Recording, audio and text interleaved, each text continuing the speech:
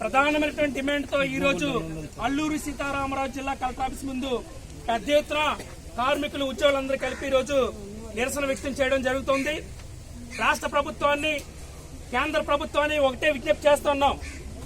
ఈరోజు ఒక పర్మనెంట్ ఉద్యోగి ఏదైతే పని చేస్తున్నాడో అదే పని కాంట్రాక్ట్ కార్మికుడు చేస్తున్నాడు, అవుట్ సోర్సింగ్ ఉద్యోగి చేస్తున్నాడు, డైలీ వేజ్ ఉద్యోగి చేస్తున్నాడు, ఇతర గౌరవ వేతనం పేరుతోని, కంటింజెంట్ పేరుతోని, క్యాజువల్ పేరుతో అనేక రకాల పేరుతో ఈరోజు సమానంగా పని చేస్తున్నాడు. అంతకుముందు సుప్రీంకోర్టు చెప్పింది ఒకే పని స్వభావం కలిగిన పని చేస్తున్నటువంటి అందరూ కూడా వాళ్ళకి సమానమైన వేతనాన్ని ఇవ్వాలి లేదా వాళ్ళని రెగ్యులేట్ చేయాలని చెప్పేసి ఈరోజు సుప్రీంకోర్టు చెప్పింది. ఎప్పుడో చెప్పింది. అయినా సరే ఈ ప్రభుత్వాలు పట్టించుకోకుండా పెడచమని పెట్టి ఈరోజు మాతో ఆటలాడుతున్నారు. ధరలు చూస్తే విపరీతమైన ధరలు పెరిగిపోతున్నాయి, వేతనాలు చూస్తే పెరగట్లేదు. ఏ రకంగా బతకాలని చెప్పేసి ప్రభుత్వం అడుగుతూ ఉన్నాం. ఈరోజు కందిపప్పు ధర ఉంది, నూనె ధర ఉంది. ఒక కొట్టుకుపోతే పర్మనెంట్ అదే రేటు, డైలీ వేజ్ అదే రేటు, అవుట్ సోర్సింగ్ కూడా అదే రేటు. రేట్లైనా తేడా ఉంటాయా? జీతాలు మాత్రం తేడా, పని మాత్రం ఒకటే. అందుకోసం ప్రభుత్వానికి ఒకటే హెచ్చరిక చేస్తూ ఉన్నాం. ప్రభుత్వం మారింది. మీ ప్రభుత్వం పట్ల చాలా ఆశలు ఉన్నాయి. మీరు ఎన్నికల ముందు చెప్పారు, కూటమి అధికారికి వచ్చే ముందు మేము కాంట్రాక్ట్, అవుట్ సోర్సింగ్, మిగతా డైలీ వేజ్ కార్మికులందరూ కూడా న్యాయం చేస్తాం, మీకు మెరుగైన సౌకర్యాలు కల్పిస్తామని చెప్పారు. కాబట్టి మేము చాలా ఆశతో ఉన్నాం. ఈ రోజు మొట్టమొదటిసారిగా ఈ ప్రభుత్వం అధికారంకి వచ్చిన తర్వాత మేము నిరసన తెలియజేశాం.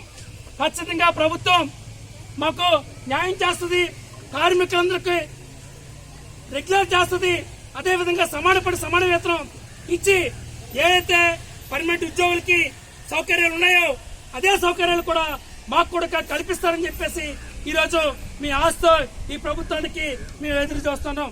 ఈరోజు కాంట్రాక్ట్ కార్మికులు కావచ్చు, అవుట్ సోర్సింగ్ కార్మికులు కావచ్చు, డైలీ వేజ్ కార్మికులు కావచ్చు, చనిపోతే ఎక్స్గ్రేషన్ ఉండదు, నష్టపరిహారం ఉండదు, ఈఎస్ఐ ఉండదు, పిఎఫ్ సౌకర్యం ఉండదు, ఏ సౌకర్యాలు ఉండవు. రిటైర్ అయిపోతే అలా ఇంటికి వెళ్ళిపోవడం తప్ప ఇటువంటి కూడా ఒక్క రూపాయి కూడా ఇచ్చే పరిస్థితి లేదు. మరి ఏంటి ప్రభుత్వం? కనీసం మానవత్వం కూడా ఈ ప్రభుత్వం లేదు. కేంద్ర ప్రభుత్వ సర్వీస్ రంగంలో కానీ, రాష్ట్ర ప్రభుత్వ సర్వీస్ రంగంలో కానీ లక్షలాది మంది కార్మికులు ఈరోజు రిటైర్ అయిపోయి చనిపోతున్నారు. కానీ ఒక న్యాయం లేదు. ఈరోజు బయట నిరుద్యోగులు పెరిగిపోయారని చెప్పి పోటీకి వస్తున్నారని చెప్పేసి కనీసం ఒక ప్రైవేట్ కంపెనీ కూడా అయితే లాభాల కోసం కూడా పని చేయించుకోవచ్చు. ప్రభుత్వం కూడా అదే పని చేస్తే ఎక్కడ పోవాలి? కార్మిక చట్టాలు ఏమైపోయినాయి? కార్మిక శాఖ ఏమైపోయింది? కార్మిక శాఖ కేవలం ఉత్సవ విగ్రహంలో ఉండిపోతుంది తప్ప పట్టించుకోవట్లేదు. ఈరోజు లేబర్ ఆఫీసు వాళ్ళు ఏంటి చట్టం, ఈరోజు చట్టం ఏం చెప్తుంది? కనీసం సంవత్సరంలో 280 రోజులు పనిచేస్తే వాళ్ళు రెగ్యులర్ చేయాలని చట్టం చెప్తుంది, పిఎఫ్ ఇవ్వాలని చెప్తుంది, ఈఎస్ఐ ఇవ్వాలని చెప్తుంది, రిటైర్మెంట్ బెనిఫిట్ స్కీమ్స్ ఇవ్వాలని చెప్తుంది. ఎక్కడ అమలు అవుతున్నాయి? ఇలా ప్రభుత్వమే మమ్మల్ని పట్టించుకోకపోతే ఇంకెవరు పట్టించుకుంటారు? కోర్టులు చెప్తున్నాయి, చట్టాలు చెప్తున్నాయి, కానీ ఇవన్నీ కూడా పక్కన పెట్టి ఇలా పాలకులు తీవ్ర అన్యాయం చేస్తున్నారు. ఈ అన్యాయం సహించలేదు. కాబట్టి ప్రభుత్వానికి విజ్ఞప్తి అనుకుంటారో, డిమాండ్ అనుకుంటారో, హెచ్చరిక అనుకుంటారో మీరు ఆలోచించండి. ఖచ్చితంగా ఈ ఉద్యమం ఈరోజు మొదలు పెట్టాం. రెగ్యులర్ అయ్యే వరకు పర్మనెంట్ ఉద్యోగికి ఏ సౌకర్యాలు ఉన్నాయో ఆ సౌకర్యాలు అమలు అయ్యే వరకు కూడా ఈరోజు ప్రభుత్వానికి పోరాడుతూనే ఉంటాం. సమస్య పరిష్కారం అయ్యే వరకు కూడా పోరాటం. ఈరోజు ఇలాంటి వార్త, ఈరోజు జీవో నెంబర్ 3 ఉంది. మొన్న ఉద్యోగాలు తీశారు. ఎక్కడ? ఎస్టీకి ఒకటే ఉద్యోగం, అన్ని నాన్ ఎస్టీఏ. ఈరోజు గిరిజన ప్రాంతంలో 5వ షెడ్యూల్ ఉన్నాం. మరి 5వ షెడ్యూల్ అమలు చేయాలి, జీవో నెంబర్ 3ని చట్టబద్ధ కల్పించాలి. ఆ పేరుతో మీరు అధికారంకి వచ్చారు. ఏమైపోయింది చట్టబద్ధ?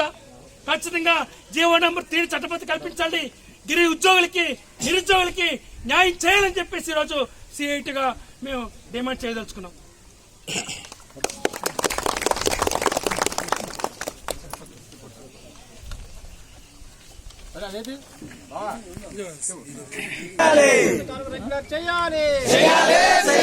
సమాన వేతనం ఇవ్వాలి, సమాన వేతనం ఇవ్వాలి, ప్రకటించినటువంటి గ్రాట్యుటీ చెల్లించాలి, ప్రకటన చేసినటువంటి గైడ్ లైన్స్ ప్రకటన చేయాలి, సమాన వేతనం అమలు చేయాలి, సమాన వేతనం అమలు చేయాలి, కార్మికులందరినీ పర్మనెంట్ చేయాలి. అందరి